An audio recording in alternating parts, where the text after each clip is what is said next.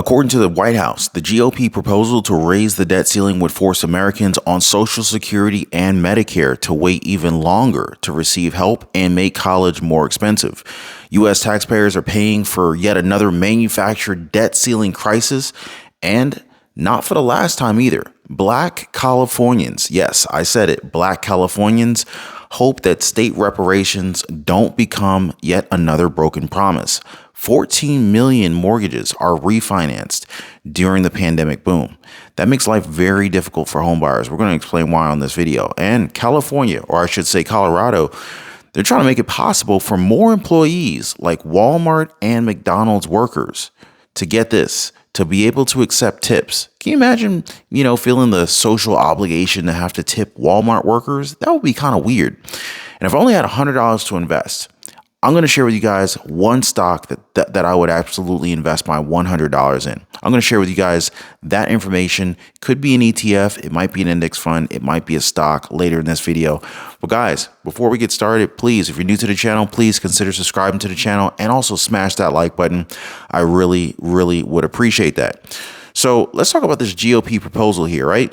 So the GOP proposal to raise the debt ceiling would force Americans who are on Social Security, likely SSI, likely SSDI, and Medicare to wait even longer to receive help and also make college more expensive, as if college isn't already expensive enough.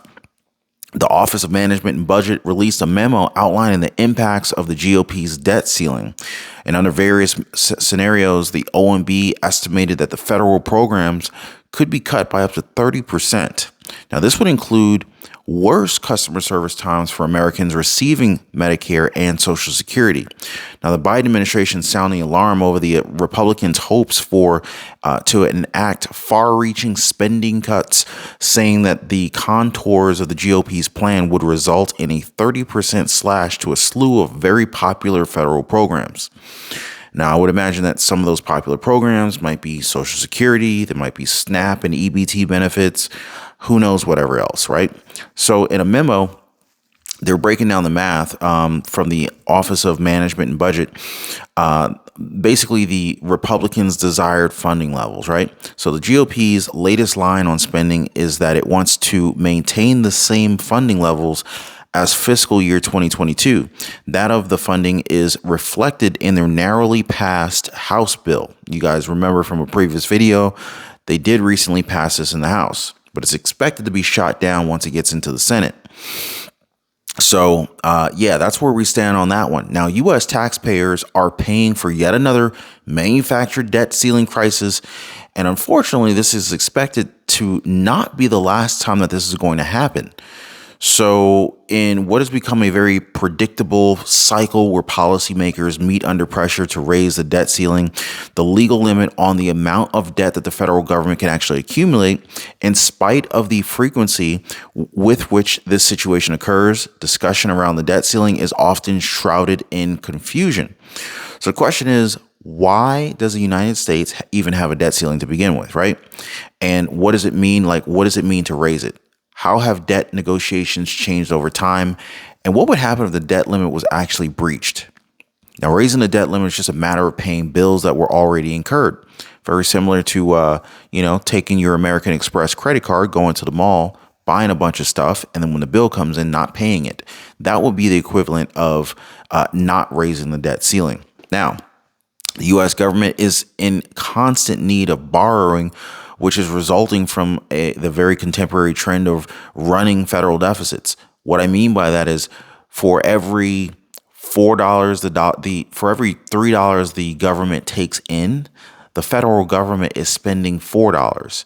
So clearly, this is a poor cycle that's taking place. Imagine if you made $50,000 a year, but you're spending $75,000 per year. We wouldn't be able to keep doing that, right? Like, banks would stop providing us with loans, and credit cards would stop issuing us more credit. In fact, they would likely cancel our credit cards, shut down our lines of credit, and we wouldn't be able to borrow anymore. But federal government, they can just keep on printing money. So the federal government has run a deficit every year since the 1970s, with the sole exception of the 4 years between 1998 and 2001, the annual deficit exceeded $1 trillion in 2009 in the midst of the Great Recession. More recently, during the pandemic, sharply raised the need for federal spending. This was when all the stimulus checks were printed. PPP loans, EIDL, child tax credits, the unemployment benefits being extended. Basically, there's so much money that was printed that added to the deficit. So anyway, this came on the heels of the 2017 tax cuts and the Jobs Act, which had lowered government revenues. And as a result, the U.S. government deficit surpassed $3 trillion in fiscal year 2020. $2.7 trillion in fiscal year 2021 and $1.3 trillion in fiscal year 2022. So, yeah, things just continue to get worse. Now, Black Californians, they're hoping that state reparations do not become a broken promise. Yeah, Sacramento, California, and San Francisco resident Pia Harris hopes for reparations in her lifetime. But the nonprofit program director is not confident that California lawmakers will turn the recommendations of a first-in-the-nation task force into concrete legislation, given pushback from opponents who say slavery was a thing of the past. It frustrates Harris, 45 years old, that reparations opponents won't acknowledge that life for Black people did not improve with the abolition of chattel slavery in 1865. Black families have been unable to accumulate wealth through property ownership and higher education. Black boys and teenagers are still told to watch out for law enforcement, and Black businesses struggle to get loans. Quote, I want them to stop acting like it's so far removed and it's not currently happening, end quote. She went on to say, I want them to understand that we're still going through things now as a community. It's not, and it hasn't been over for us. Well, I'd love to hear from you guys. What are your thoughts on reparations for Black folks? Now, granted, this is a California consideration. It's not a federal level reparation that's being discussed. This is purely for California. But I'd love to hear you guys' take. What are your thoughts on this? Should Black people in California receive millions of dollars in reparations? Is this justified? Is this unjustified? Would you support it? Are you against it? I'd love to hear from you guys in the comments. 14 million mortgages were refinanced during the pandemic boom. I was one of them. You know, the Fed reduced interest rates during the pandemic, trying to keep the economy from collapsing in on itself. And I was one of the millions of Americans who refinanced at an interest rate that is less than 3%, believe it or not. Anyway, so the great pandemic mortgage refinance boom is definitely over. And mortgage bankers are literally losing their shirts right now since their revenues are down, since people are not refinancing their homes. Certainly not at the clip that they once were. But the aftershock is still rippling through the housing market. Homeowners are holding up home sales as their ultra low price is too precious to give up. I mean, I'm going to be honest with you. I don't plan on paying my mortgage off early. Paying 2% for a mortgage rate, 30-year fixed rate mortgage, it's just, I don't know if we're ever going to see that in our lifetimes. And I just don't see any type of incentive to want to hurry up and pay it off. Anyway, during the early days of the pandemic in 2020 and 2021, mortgage rates fell sharply and millions of homeowners jumped on the opportunity to refinance their homes. The 30-year fixed rate mortgage fell down to 2.65 in early January 2021. This comes according to Freddie Mac data. So I got a question for you guys. How many of you guys have a mortgage interest rate less than 3%? Were you one of the lucky few who either bought a house or refinanced your house and were able to take advantage of these unbelievably low mortgage rates?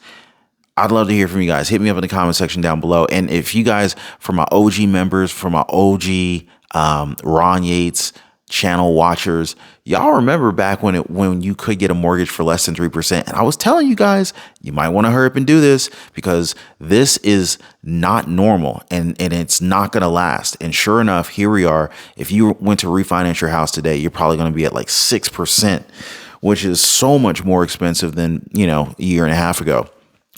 The Federal Reserve Bank of New York estimated that 14 million mortgages were refinanced during the pandemic refinancing boom. It's a lot of people, right? The surge in refinancing was in part due to strong household balance sheets and increased need for housing. This is what the Fed said. This is what the New York Fed said in a recent blog post. And the average homeowner who refinanced their home saw their monthly payment drop by $220 per month. This is according to the Fed. Me personally, our mortgage payment dropped by about $200 a month, but we were also able to take out like $30,000. So like, not only did the mortgage payment decline by $200, but I was able to pull equity out of the house and reinvest that equity somewhere else and still save $200 per month on my mortgage payment. Unreal. Now, the biggest share of mortgages that were refinanced originated from 2015 onward. This is according to the New York Fed. Older mortgages, such as those originated before 2010, were the least likely to be refinanced. Homeowners most likely to refinance the mortgage owed a balance of between $400,000 to $500,000 on their mortgage. So interesting, very, very interesting. And it's also created a conundrum here. Now, one of the biggest consequences of the refinancing boom is that would-be homebuyers today are now struggling to find homes for sale. And rightfully so. People who have 3% mortgages, 2% mortgages, they're not trying to sell their houses because they know they're not going to get that interest rate again. If anyone sells their house right now, chances are they had to sell their house. You know, if you sell your house today, you know you're going to end up paying, for 6% interest mortgage. So it's just so unattractive to want to do that. And this is creating a housing shortage to some extent in some cities and some states, simply because homeowners don't want to sell their existing homes with really great 30-year and 15-year fixed rate mortgages. They would rather rent them out, become landlords, and simply, if they have to, buy a new property and put a large amount down to minimize how much that they're paying at that higher interest rate. And then hopefully in a few years, maybe if interest rates come down, maybe they can refinance, but that's a big hope. So in other words, homeowners aren't keen on giving up their low interest mortgage rates and selling their home. Not only are rates far higher today with 30-year fixed rates above 6%, but home prices have continued to stay elevated. Now, yes, we have reported that certain cities, certain states are seeing home prices decline, but I'm gonna be honest with you guys, there's a lot of cities and a lot of states that have not seen the housing price crash and the housing collapse that a lot of people have been anticipating. So, it's like a double whammy. Home prices are still high and interest rates have gone up, making home ownership and the affordability of home ownership that much more almost impossible for some family members. Owners now looking to move will face increased borrowing costs and higher prices. With the current home prices being more than 36% higher than they were pre-pandemic, that is just such a crazy figure to think about. Homeowners appear reluctant to sell. Sales of previously owned homes fell 22% year over year in March. This is according to the National Association of Realtors. And many buyers are turning to new builds to find good housing options. New home sales jumped 9.6% in March. 1/3 of housing inventory is new construction, a deviation from historic norm of new homes just being 10% of the overall housing market, at least according to the National Association of Home Builders. And it makes sense. Basically, the majority of the homes available for sale, maybe not the majority, but a significant portion is now new homes. And, like I said, existing home buyers or existing homeowners are not willing to sell their properties because of how great of a mortgage interest rate that they got. Now, Colorado, they're trying to make it possible for more employees like Walmart and McDonald's workers to be able to accept tips. This is just wild, guys. So a bill passed in Colorado, and it would clear the way for all workers to accept cash tips. Wow. So some businesses, including Walmart and McDonald's, don't allow employees to accept cash gratuity. Americans are encountering more requests for tips, even even when it isn't clear who is serving them. Now, here's the thing, guys. What are your thoughts on tipping a Walmart worker? What are your thoughts on tipping a McDonald's employee? Like, would you do it? Do you think it would create like some added level of guilt? You kind of see the little tip line on the receipt for your order. Will you feel obligated to tip, even though you've been going to McDonald's for however long you've been a patron there and you never tipped before? I don't know. It just seems like it'd be a little weird. And I also feel like it's like businesses trying to push some of their payroll costs onto the customers through guilt. So in other words, imagine you're a business owner. Maybe you own a McDonald's, maybe you own a mom and pop shop or whatever, and you add a tip line.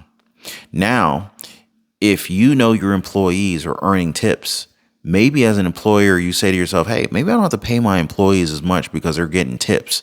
And so you kind of push this extra expense onto your customers, leveraging the guilt that they're likely going to feel seeing the tip line on the receipt. And maybe you can pay your employees less money.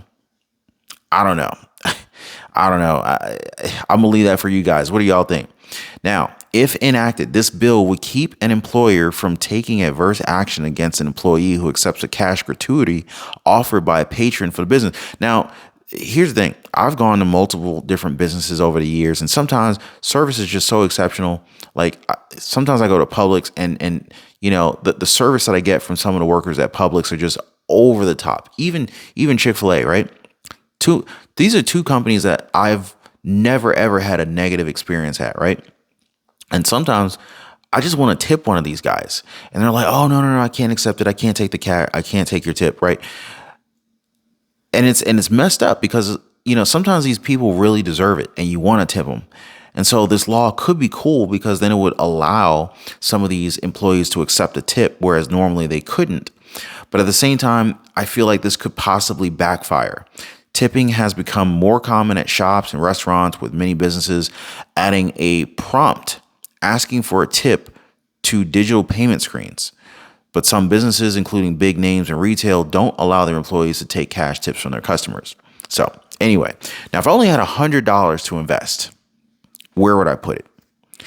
Now, let's look into this, right? So not Berkshire Hathaway, Brookfield Infrastructure Partners recently reported strong first quarter earnings. The company generated $554 million or 72 cents per unit of funds from operations FFO.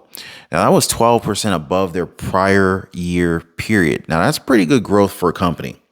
Now, Brookfield Infrastructure expects to continue to grow at a double-digit pace this year.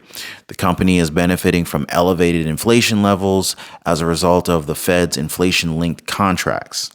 Now it's also seeing higher volumes across its transportation networks and the impact of new capital projects completed over the past year. This particular company finished its Heartland petrochemical complex in Canada, which should produce at capacity during the second half of this year. Finally, the company should continue to get a boost from the $2.4 billion of acquisitions that it closed in recent months.